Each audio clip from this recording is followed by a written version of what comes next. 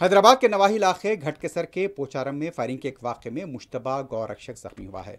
जख्मी शख्स की शिनाख्त प्रशांत सिंह उर्फ सोनू सिंह की हैसियत से की गई।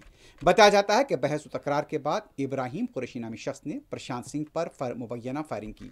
जख्मी हालत में प्रशांत को सिकंदराबाद के खानगी हॉस्पिटल में शरीक कराया गया।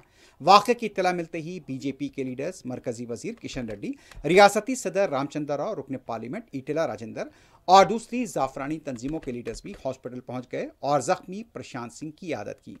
इस वाक़े को लेकर अमन मुतासिर करने की भी कोशिश की जा रही है, लेकिन पुलिस की चौकसी देखी गई।